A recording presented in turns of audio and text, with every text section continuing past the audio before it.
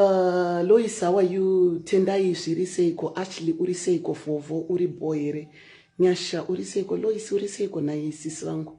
Case, how are you? Mimi, how are you? Kodzai.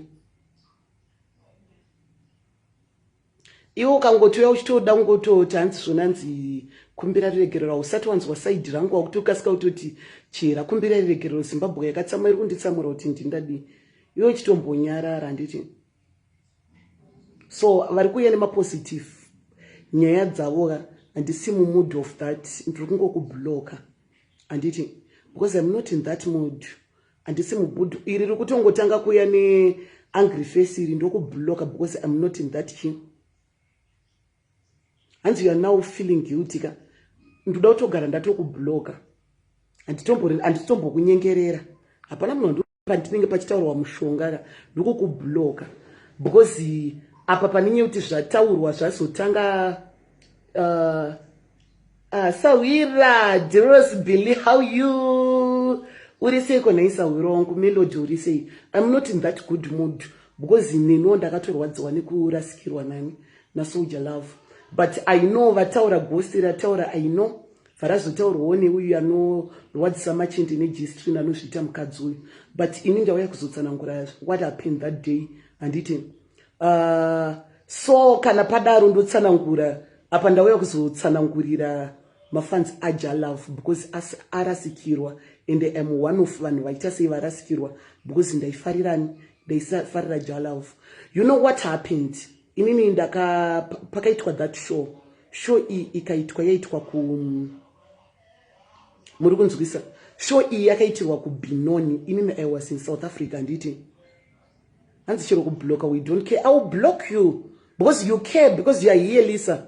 If you don't care unode usiri panapa kuva panapa it means you care dai ungosinga care usiri panapa mukunzwisa. So what happened paitika show iyoyo. So the other day, Saturday, takatenderera pachinzi tise maposta, tikatendera tikisa maposta eshow. Tatendera tikisa maposta eshow, then Sunday yanga riri zuva reshow. Riri zuva reshow kudaro, inini ndakatotanga kuperforma. Ndatanga kuperforma Soldier Love akapinda mushow. Apinda mushow ndobva anzi mukaremember munodzokera pa that show mukazoita live andakataura ndakazotaura ndikati Soldier Love akarwara the next day ingwa ndakataura but first day pandakaposta ndikiti Soldier Love haana kuridza ipapo ndokumbira regerero but ndakazoclear zvakakwana next day because nepamusana pekuti Soldier Love akati aregedza apinda mushow akabva abuda zvakanzi Soldier Love aita sei arwara anzi arwara isakatanga kubatwa kola including me tichinzi tidzorerei mari yedu muri kunzwisisa because inini including me because I'm one of vanhu vakabuda nemapromota tichitenderera tichiita sei tichipa maposta at that show muri kunzwisisa. So to clear kuitira kuti ndisarohwawo ndisadii tainzi tipei mari ndopandakabudira ndichita live yaye ndichiti vanhu vari kurwa mubhawa because Soldier Love ari kunzi haana kuita sei ari kunzi haana kuita sei haana kuridza handiti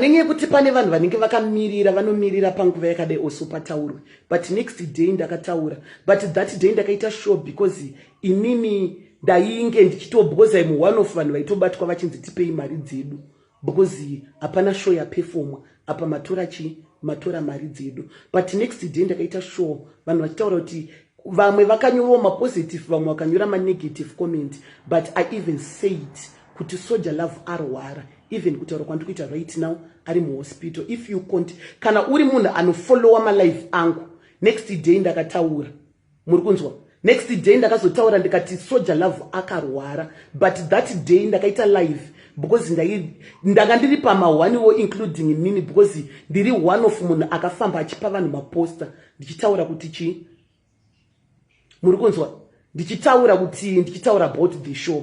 So veve vari kutaura vari kudii izvi zvakwamuri because muri kunzwa zvakwamuri kuti muri kuzvitora kupi because next day after that show ndakaenda live ndichitaura ndikati Soldier Love akarwara kutaura kwandiri kuita Soldier Love ari muhospital pane vanhu vanondifollowa but kune timu riya riya ragara rakangotondimakaoka izvo zvakwamuri kuti muchazvitambira sei kana kuti muchandituka muti zvese zvamuri kutuka mune mvumo yekundituka maiziya but inini ndangouya kuzoclear because I love Sauro muri kunzwa ende ndaitomufarirawo but ndakaita live iya ende mukatarisa handisini ndakabata foni pailive iyo payaive inini ndakanditori uko ndakatobvutirwa foni. I'm not the one angakabata show iyoyo. So but after that show next day pasina 24 hours ndakataura kuti Soldier Love haana kuridza because arwara but that show because pakapukanywa even maglass pashow iyoyo pakapukanywa mawindow even vamwe vakomana vakanga takapa manhikini vanga takatopa maposta vekumaraini kwataigara vakazenge vakazotobhadhariswa kugadzira mawindow because vainzi vari one of vanhu vakaita sevakapukanya that vakapanya pavenue iyoyo vachiti tikuda mari dzedu because tapinda mushow tikaita sei tisina hapana show yaitwa muri kunzwisisa. So vamwe vaya vari kutaura kuti saka ini ndinongoti rest in peace and handina chekutaura bad against Soldier Love because muri yekwaSoldier Love tarasikirwa including me ndarasikirwa because ndaifarira Soldier Love handiti saka ndinongotiwo pane manzwiro saka kutaura kwandaita apa ndauya panapa ndakazvininipisa ndiri pasi petsoka revamwe vanhu vanga vasina kuziya kuti zvakafamba sei nevamwe vanhu vakazotanga kundifollowera padenga. Pane vamwe vakatanga kundifollowa izvezvi, pane vamwe vakatanga kundiziya izvezvi, asi kune vese vakaita sei vakatanga kundifollowa kudhara vanoziya kuti next day ndakabuda ndikataura kuti Soldier Love haana kuridza because anga achirwara handiti ende two because pakatoitika noise vanhu vachiti varuda mari saka because inini ndaiprotect kuti ndisarohwa because chedai ndakarohwa maingoya futi muchindituka panapa kuti ndosaka wakarohwa that time ndakataura because ndaiprotecta me ende ndakaita live ndichiprotecta me and I'm not the one aitotaura mukaenda palive iyoyo ichiripo handina kutaura I just posted muri kunzwisisa but I didn't say anything pakarwiwa pakapukanywa madhoye ipapo pakaitwa noise vanhu vachiti tikuda mari dzedu back mukunzwisisa handisini ndakazvitaura kuti ndikuda mari ende inini ndangachitoriwo victim yekuti vanhu vaitotitiwo tiri kuda mari yedu muri kunzwisa because pakapukanywa iziti madhoo zvototi pane vamwe vakatobhadhariswa madhoo iwayo vachinzi vakapukanya that day saka inini ndangachitoriwo victim yekutoti vanhu vaitodawo mari kubva kwandiri. So ndiri kungoti kune vakabatikana mafanzi aSoldier Love pane zvakaitika izvozvo nemanzwira amakaita ndiri kungoti ndiregerereiwo sorry nezvakaitika ndangouya kuti ndizvichenese handiti. So kune vaya vari kutaurawo zvamunotaura zvekunyepa about me imimi ivavo ndongoti aiwa taurai semamira zvakaita because tese tikurwadziwa hapana pataibuda tichitaura kuti ndingafarira kurwara kana kufa kwemunhu handisi Satani. So ndongoti pane vese vakarasikirwa ndongoti sorry ende ndikutorwadziwawo nekufa ende if you manheru chaiwo ndaitova kunhamo kwaSoldier Love ndikaenda kuma11 mausiku ndikadzoka kuma3 the whole night kune vakatondiona ndaitowo kunze kwejuraho ikoko nditoriwo muvanhu ndichichemawo nevanhu vaichema yemhaniswa nemapurisa ndaitovamo nezuro before this issue isati yatombokandwa muri kunzwisa ndaitovako kunhamo kwake kubva kuma11 manheru kusvikira kuma3 ndichibva ipapo ndichidzoka kumba ndichirara kuratidza kuti ndakatorwadziwa kuti ndakarasikirwa nasomeone wandaitoteererawo wandaifarira aive nemusic yaindibatawo muri kunzwisisa.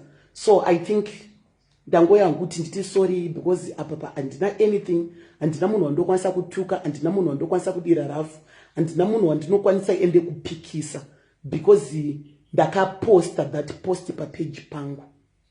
So handina munhu wandinopomera ende vataura they deserve it because pakafiwa pavanhu vakarwadziswa vanotodisefa kutaura but handina kuzvitira attention kuti nditi akanyepera kurwara ende hapana munhu anganyepera kurwara but ndakaposta that post because I was the victim show iyoyo vanhu vachititi vari kuda mari dzavo kwandiri because vamwe tisaiva pamaposti tichivati uyai kushow mangwana tichiva pamaposti tichiti show mangwana takatenderera the whole day tichifamba tichipa vanhu maposti tichiadvertisa show. Saka vamwe vanhu vaitouya vakanangana neni kuti imimi manga muchiita chitsotsi nemapromota because pataitendera tichipa maposti promota angatora mari pagedhi ndiye the same watanga tafamba naye the whole day tichipa maposti anditi. So ndakangoposta because ndaitonetswa nevanhu because tisitakawo pamaposta ende munhu wavakaona tichifamba naye tichipa maposti ndiye aikolekta mari padhoo ndobva patadza kuzoita that show futi. Saka vanhu vese vaidhisevawo kuuya kwandiri because inini pakatotizwa kadai pakatiza promota akabva ndiudza kuti buda ndofunga ndisina kuposta that post but inini ndakatogara ndisiri kutoziva kuti promota aita sei abvawo padhoo. Dai akabva padhoo pavakabva padhoo vakandiudza kuti ibva ndodai ndakabvawo ndisina kuatakwa but nekuti ndaida kuprotecto inini ndakanga ndasara ndamomoterwa nevanhu that's why ndakaita. But dai vakandiudzawo kuti chihera ngatichibuda because mumwe arwara ndakazotoziva kuti arwara after ndatobuda ndapanze muri kunzwisa. After that show patoitika noise pakanywa zvinhu pari kuiwa mukati ndopandakazotoziva kuti mumwe wedu aenda kuhospital.